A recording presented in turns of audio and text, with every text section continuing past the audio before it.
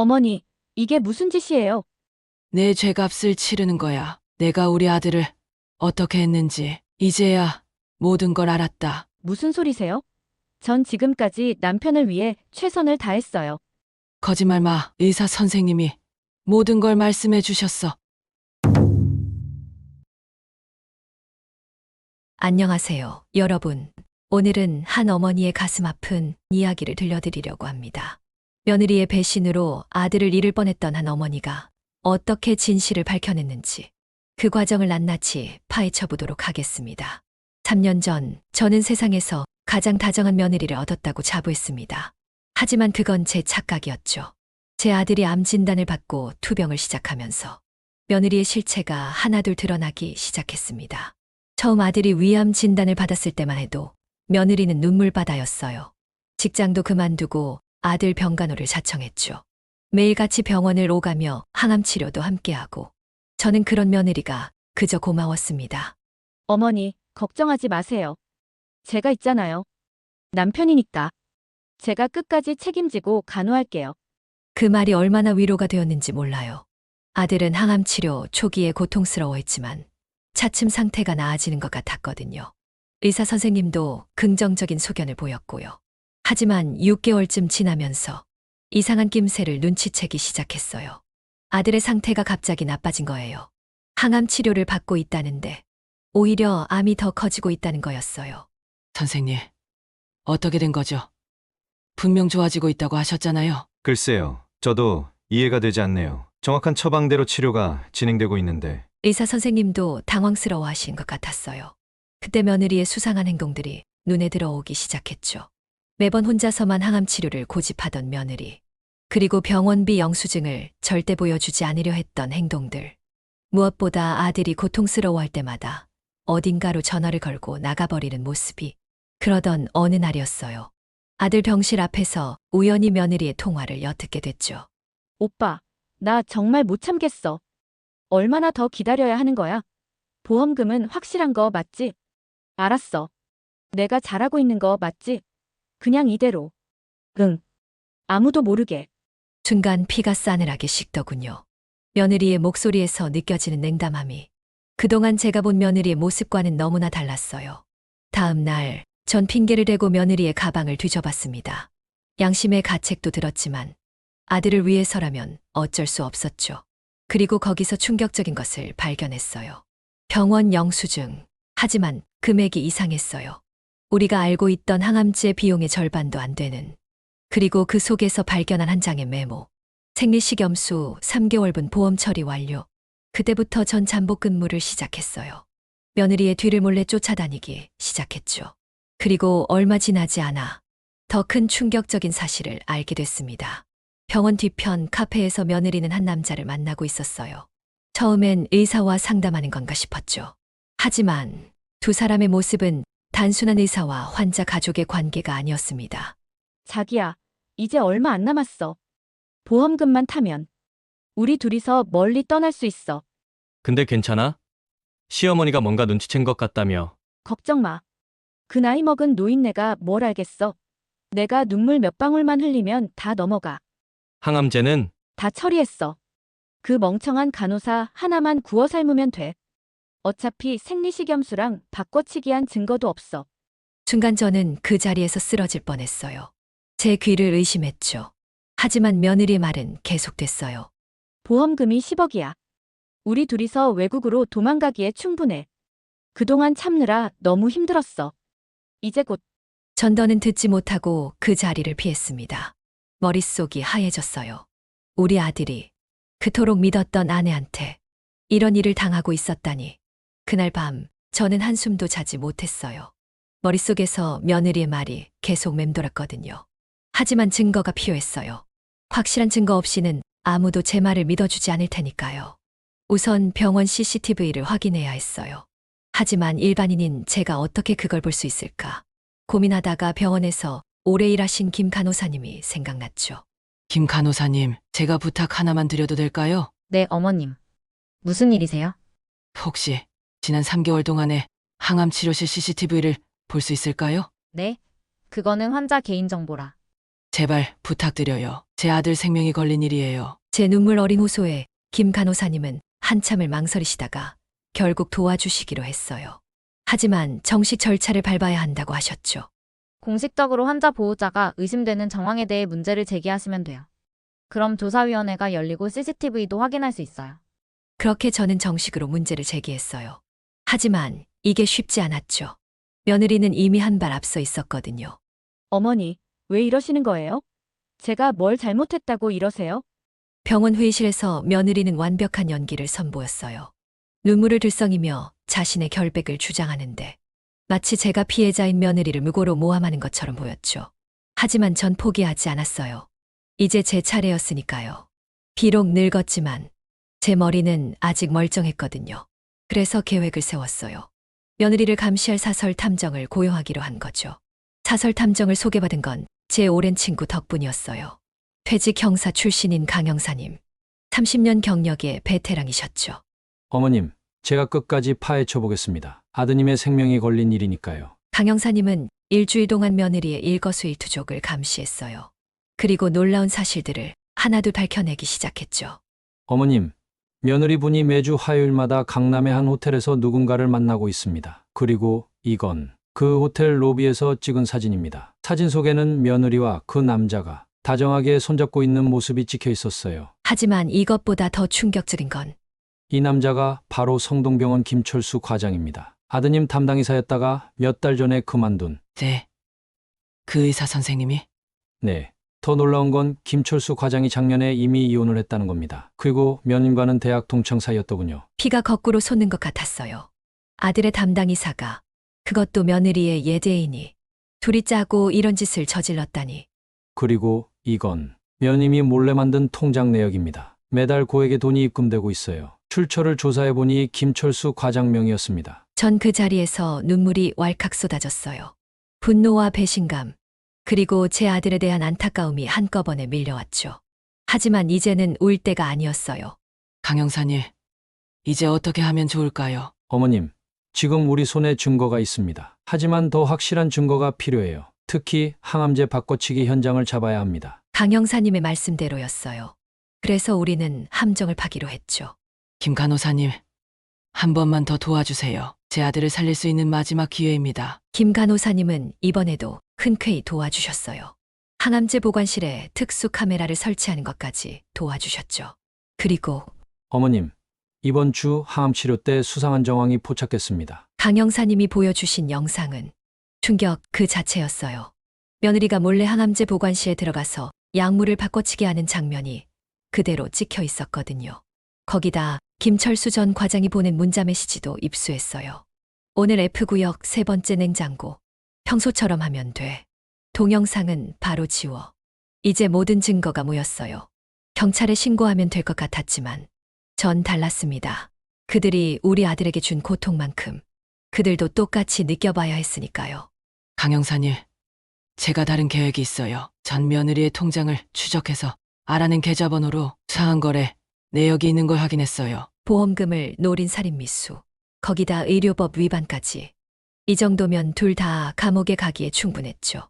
하지만 그걸로는 부족했어요. 전 그들이 완전히 망가지는 걸 보고 싶었거든요. 먼저 전 병원 이사장님을 찾아갔어요. 모든 증거를 들고서요. 이사장님, 이런 일이 벌어지고 있었다는 걸 아셔야 할 것 같아서 왔습니다. 이사장님은 증거를 보시더니 창백해지셨어요. 명문병원의 의사가 이런 짓을, 게다가 보험 사기까지. 어머님, 무슨 일이 있어도 책임지고 돕겠습니다. 김철수 그 사람, 예전부터 의심스러운 정황이 있었거든요. 그리고 며느리의 애인이었던 그 의사에게 함정을 파기 시작했어요. 이사장님의 도움으로 가짜 병원 탐사 공문을 만들었죠. 최근 5년간 항암제 처방 내역 전수 조사, 보험 청구 내역 특별 감사. 그날 밤 며느리에게 온 전화가 도청기에 잡혔어요. 오빠, 큰일 났어.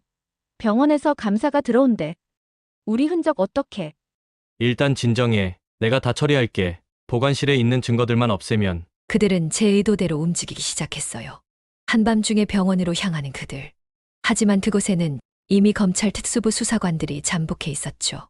증거를 인멸하려다 현장에서 체포. 이보다 더 완벽한 증거가 어디 있겠어요? 강 형사님이 흐뭇하게 웃으셨어요. 하지만 이건 시작에 불과했어요. 제 복수는 이제 막 시작이었으니까요.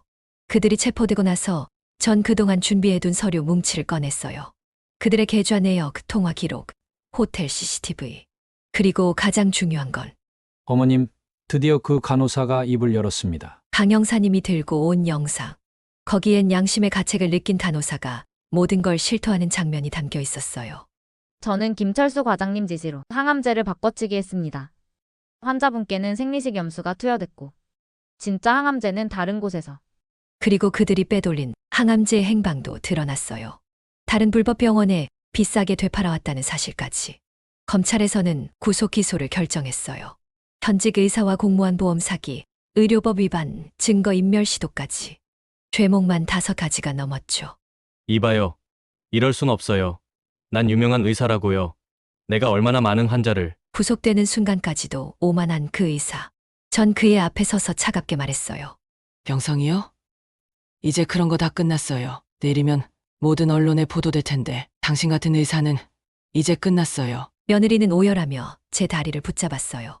어머니, 제발 저 잘못했어요. 용서해 주세요. 전 며느리를 내려다보며 천천히 입을 열었어요. 용서. 우리 아들이 얼마나 고통스러워했는지 알아? 항암제 대신 생리식 염수를 맞으면서 살려달라고 아프다고 호소할 때 넌 어떤 마음이었어? 어머니, 저는 내가 통장에 모아둔 돈 다 조사해봤어. 우리 아들 병원비로 들어온 돈을 빼돌린 거더구나. 보험금까지 노렸다며? 그때 강영사님이 다가와 서류 한 장을 건네주셨어요. 어머님, 방금 확인된 사실입니다. 며느님, 결혼하기 전부터 이런 일을 계획했더군요. 김철수와 공모해서. 전 서류를 보다가 손이 떨려왔어요. 우리 아들과 결혼하기 전 이미 보험 설계사와 만나서 고액의 보험에 가입했다는 기록이. 처음부터 우리 아들을 노렸던 거야? 며느리는 말없이 고개를 숙였어요. 그 순간 전 참았던 분노가 폭발했죠. 이런 악마 같은 여자, 난 널 절대로 용서하지 않을 거야. 내가 감옥에서 나온 후에도 평생 내 발목을 잡을 거야. 우리 아들한테 했던 것처럼 너도 평생 고통 속에서 살아가게 해줄게. 널 평생 고통스럽게 할 방법 이미 다 준비해뒀어. 전 조용히 가방에서 서류 뭉치를 꺼냈어요. 며느리의 얼굴이 창백하게 변했죠. 이게 뭔지 알아? 내가 그동안 부정한 방법으로 모은 돈, 그 돈으로 산 빌라 3채, 해외 주식, 모조리 추적했어. 이 돈들 전부 불법 자금으로 신고했단다. 자금 출처 조사가 시작되면 너희 부모님도 조사받게 될 거야. 어머니, 제발. 부모님은 아무 잘못이. 그래, 부모님은 죄가 없지. 하지만 내가 그동안 부모님 통장으로 빼돌린 돈이 얼마지? 그 돈이 어디서 났는지 조사받으면 부모님도 곤란해질 텐데. 며느리가 무릎을 꿇고 애원했어요. 그리고 이건 내가 예전에 다녔던 회사에서 횡령했던 자료들, 그때는 잘 숨겼더구나. 하지만 이제 이 자료들이 검찰에 가면 어떻게 그걸? 널 조사하다 보니 우연히 나온 자료야. 그때 피해 회사는 이미 부도가 났지만 피해자들은 아직 살아있더구나. 이 자료가 공개되면 그분들이 널 가만두지 않을 거야. 며느리의 얼굴이 하얗게 질렸어요. 그동안 잘 숨겨놓은 과거의 죄악들. 이제 하나둘 드러나게 될 거란 걸 알았나 봐요. 아직 더 있어. 내가 전 남자친구와 공모해서 사기쳤던 일, 그 피해자 명단도 여기 있단다. 무고한 사람들 등친 돈이 20억이 넘더구나. 그 피해자들 중에는 암 환자도 있었어. 그 환자분은 결국 치료비를 못 구해서. 며느리의 얼굴이 잿빛이 되었어요. 드디어 자신의 모든 악행이 세상에 드러날 거란 걸 깨달은 거겠죠. 살려주세요. 제발. 그때 검사님이 조사실로 들어오셨어요. 김성희 씨, 새로운 증거가 발견됐습니다. 2019년 사기 사건, 그때도 같은 수법이었더군요. 피해자가 추가로 고소장을 제출했습니다. 며느리는 그 자리에서 실신했어요. 자신의 모든 과거가 하나둘 다 펴지면서 앞으로의 인생이 어떻게 될지 깨달은 걸까요?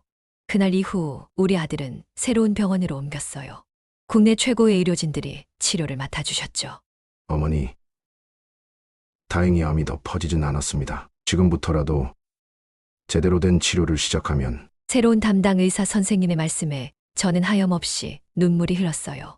제때 발견하고 조치했으니 우리 아들을 살릴 수 있다는. 한편 검찰에서는 충격적인 사실이 추가로 밝혀졌어요. 김철수 의사가 다른 환자들에게도 비슷한 범행을 저질렀다는 사실이었죠. 무려 20명의 환자가 더 있었습니다. 모두 보험금을 노린 범행이었고. 검사님의 말씀을 듣고 있자니 온몸에 전율이 흘렀어요. 우리 아들이 그자의 20번째 희생자가 될 뻔했다니. 어머니, 정말 감사합니다. 덕분에 더 큰 범죄를 막을 수 있었어요. 피해자 가족분들이 찾아와 인사하실 때마다 가슴이 미어졌어요. 돈 몇 푼에 이렇게 많은 생명을 위험에 빠뜨리다니. 1년 후 법원에서 최종 판결이 내려졌어요. 피고인 김철수, 징역 15년. 피고인 김성희, 징역 12년. 하지만 이건 시작에 불과했죠. 제가 예고했던 대로 며느리의 과거 범죄들이 하나둘 터져 나오기 시작했으니까요. 어머니, 이번에는 부산에서 새로운 피해자가 나타났답니다. 며느님이 거기서도 강 형사님이 오실 때마다 새로운 사건이 추가됐어요. 결국 며느리의 형량은 총 30년을 넘게 되었죠. 그리고 우리 아들은 기적처럼 건강을 되찾아갔어요. 어머니, 오늘 검사 결과가 나왔어요. 암이 완전히 사라졌대요. 아들이 달려와 저를 끌어안았을 때 그제서야 저는 마음껏 울 수 있었어요. 기쁨의 눈물을. 우리는 서로 바라보며 웃었어요. 이제는 진짜 행복한 웃음을. 여러분, 제 이야기를 들으시면서 어떤 생각이 드셨나요? 요즘 뉴스를 보면 우리 주변에 이런 일들이 참 많이 일어나고 있어요. 돈 앞에서 양심을 저버리는 사람들, 신뢰를 배신하는 사람들, 특히 의료계에서 일어나는 이런 범죄들은 더욱 끔찍하죠. 환자의 생명을 담보로 이득을 취하다니. 의사가 되겠다고 선서할 때 그 마음은 다 어디를 간 걸까요? 하지만 더 무서운 건 가족을 이용한 범죄예요. 결혼이라는 이름으로 가족이 된 사람이 처음부터 돈을 노리고 범죄를 계획했다는 게 이게 과연 남의 일일까요? 우리 주변에도 이런 일이 일어나고 있진 않을까요? 그래서 전 여러분께 꼭 말씀드리고 싶어요. 사랑하는 가족들의 작은 변화도 놓치지 마세요. 특히 투병 중인 가족이 있다면 치료 과정을 꼼꼼히 살펴보시고 혹시라도 이상한 점이 보이면 바로 확인하세요. 물론 모든 걸 의심하고 불신하라는 게 아니에요. 하지만 사랑하는 사람을 지키기 위해서는 때로는 냉철한 판단도 필요한 법이죠. 그리고 이런 범죄를 저지른 사람들, 반드시 벌을 받는다는 걸 기억하세요. 잠시 법망을 피해 달아날 수는 있겠죠. 하지만 진실은 결국 밝혀지게 되어 있어요. 제가 이렇게 제 이야기를 공개하는 이유, 혹시라도 비슷한 일을 겪고 계신 분들께 용기를 드리고 싶어서예요. 포기하지 마세요. 진실을 밝히려는 노력, 사랑하는 사람을 지키려는 의지, 그것들이 모여서 결국 정의를 이루게 될 거예요. 특히 의료사고나 보험 사기를 의심하게 되셨다면 꼭 전문가의 도움을 받으세요. 저처럼 믿을 만한 형사님이나 법률 전문가를 찾아가세요. 혼자 고민하지 마시고. 마지막으로 우리 시청자 여러분들께 꼭 전하고 싶은 말씀이 있어요. 삶이 힘들다고, 돈이 필요하다고, 다른 사람의 생명을 위협하는 일은 절대로 해서는 안 됩니다. 그런 돈은 결코 여러분을 행복하게 하지 못할 거예요. 그리고 지금 이 순간에도 비슷한 고통을 겪고 계신 분들, 절대 포기하지 마세요. 힘들고 지치시겠지만 정의는 반드시 승리한다는 걸 꼭 기억해 주세요. 우리 아들은 이제 새로운 인생을 살고 있어요. 그리고 전 이렇게 여러분께 제 이야기를 들려드리면서 또 다른 피해자가 생기지 않기를 간절히 기도합니다. 여러분, 건강하시고 행복하세요. 그리고 사랑하는 가족을 꼭 지켜주세요. 긴 이야기 들어주셔서 감사합니다. 지금까지 사연 읽어주는 라디오였습니다. 구독과 좋아요는 무료이니 영상이 마음에 들었다면 부탁드립니다. 다음에 더 좋은 영상으로 찾아뵙겠습니다. 행복한 하루 보내세요.